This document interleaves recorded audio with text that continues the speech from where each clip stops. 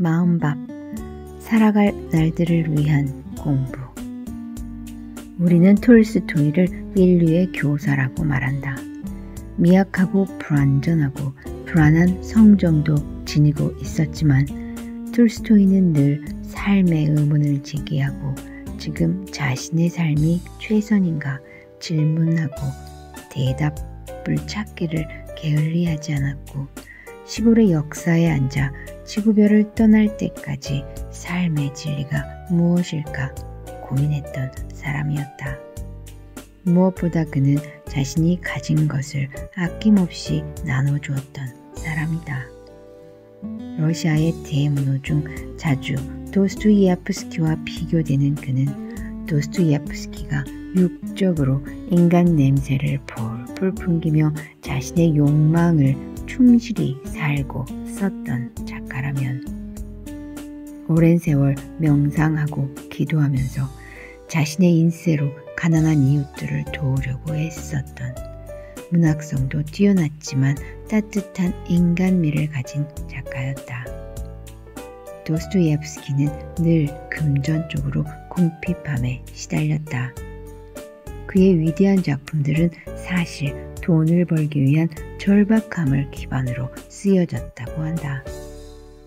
엉겁결에 진심을 다해 쓴 첫 작품이 그를 작가의 반석으로 올려놓았는데 이후 그는 도박에 빠지고 여자에 빠지는 등 위기의 삶 속에서 자신의 작품을 인세를 먼저 받고 써내려갈 만큼 재정적 압박에서 벗어나지 못한 채 지구별을 떠났다.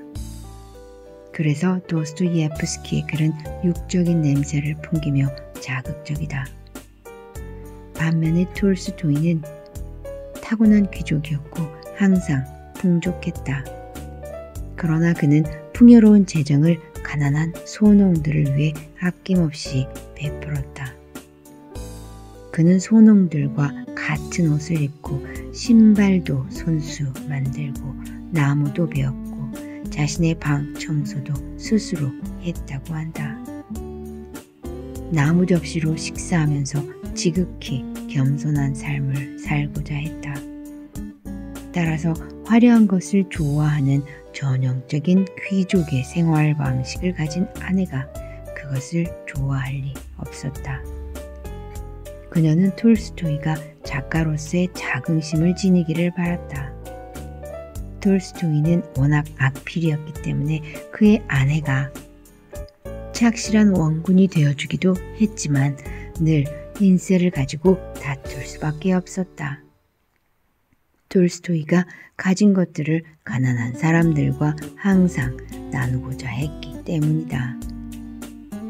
1910년 눈 내리던 밤 82세가 된 톨스토이는 집을 떠났고 11일째 되던 날 낯설고 작은 기차역에서 지구별을 떠났는데 가끔 그가 추위에 떨면서 바라보았을 생의 마지막 눈송이들을 역사의 풍경들을 상상해본다. 그는 무슨 생각에 잠겨 그 풍경들을 바라보았을까? 최근에 나는 바보 이반처럼 살기로 결심했다. 바보 이반은 타자의 욕망에 흔들리지 않는다. 첫째, 둘째 형은 모든 것을 가진 것처럼 보였고 자신들의 욕망에 충실했다. 그들은 행복을 구가했고 행복해 보였다.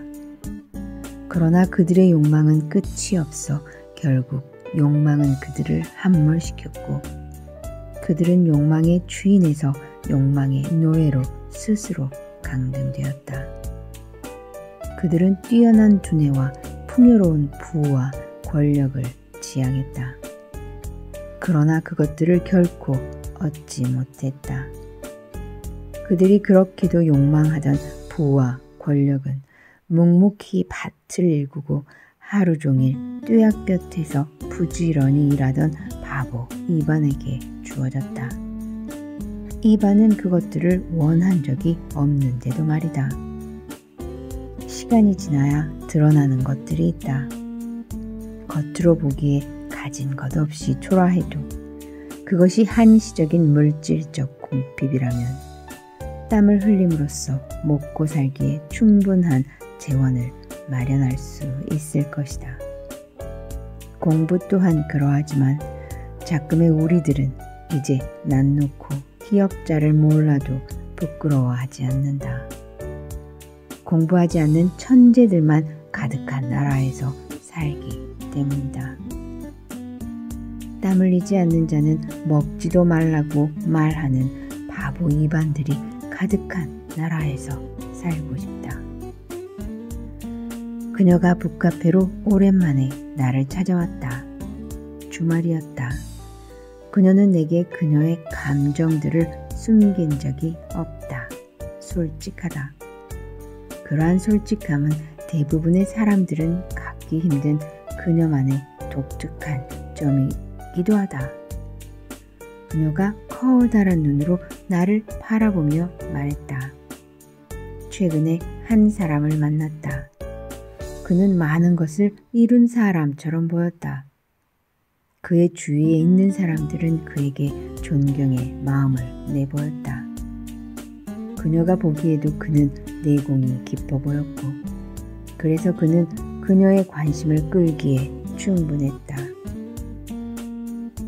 가끔씩 그를 만나면서 그녀는 많은 것을 배울 수 있었다. 그는 한 분야에서 일정한 경지에 올라 있었다. 그런데 시간이 흐르면서 관계에 대한 밀도가 짙어질수록 그녀는 혼란스러워졌다. 어느 지점에서는 마음 넘어 측량할 수 없는 경지에 이르렀으면서도 다른 지점에서는 짐승 같은, 깨달음이라고는 부재한 동물성의 냄새가 지독하게 풍겨왔기 때문이다. 그녀는 무엇이 원인일까 고심했지만 답을 찾기 힘들었다고 말했다. 무엇일까? 욕망에 끄달리기 시작하면 인간은 에고의 가면을 벗기 힘들다. 마음이란 성장하는 동안 환경과 교육과 문화에 의해 지속적으로 침윤되는데, 그러다 보면 어느 순간 내가 마음의 주인이었던 때를 아득히 그리워할 만큼 망각의 늪으로 빠진다. 마음의 노예가 되면 감정의 노예가 되고, 감정의 주인으로서의 삶의 자리에서 어느 순간 급전직하 노예로서의 삶, 본능에 충실하거나 본능에 몰입하는 삶 또는 짐승의 삶을 살게 된다. 깨닫지 못하면 인간은 삶이라는 늪에 빠진다. 욕망이라는 늪에 빠진다. 그렇지만 스스로가 걷고 있는 곳이 늪이라는 사실을 알지 못한다. 잠들어 있기 때문이다. 하루 24시간을 왼종일 잠들어 있다. 잠들어 있을 때가 대부분이다. 간혹 섬광처럼 깨어나기도 하지만 그것은 매우 드문 현상이어서 인식의 범주에 들어오지도 않는다. 짐승의 삶, 노예로서의 삶, 본능만을 지향하는 욕망 중심의 삶에서 깨어나기 위해서는 도구가 필요하다. 도끼든 망치든 기존의 상자를 깨트릴 도구가 필요한 것이다. 이 즈음의 사람들은 난 놓고도 기역자를 모른다. 인식하지 못한다. 이해의 범주에 포함되지 않기 때문이다. 이해한다는 것은 안다는 것이다. 안다는 것은 분별할 수 있는 힘이 있다는 것이다. 삶의 옥석을 가릴 힘을 갖기 위해서는 상황을 통찰할 수 있는 힘이 필요하다. 그 힘이 바로 사유다. 사유할 수 있는 힘을 가져야만 분별이 가능해지고 이해가 가능해지며 판단이 가능해지고 공감이 가능해진다. 도스토옙스키는 천재적 감수성에 가득 차 있었지만 자신의 삶을 통찰한 적이 있었을까? 톨스토이는 불안했으나 늘 기도했고 불완전했으나 늘 질문 속에 있었다. 삶은 겉으로 보이는 것이 전부인가? 결코 그렇지 않다. 잠들어 있는 그대여 감히 알고자 하라. 책을 펼쳐야 할 시간이다. 톨스토이 같은 작가는 삶과 글이 일치한다. 귀한 재능이다. 수세기를 격하고 있어도 책을 통한 만남은 시공을 가볍게 뛰어넘는다. 그대여 책에게 오라. 눈앞에 남아있는 오랜 시간들을 새롭게 해석하기 위하여. 톨스토이가 인류를 위한 교사라면 나는 기꺼이 글을 배우는 학생이 되겠다.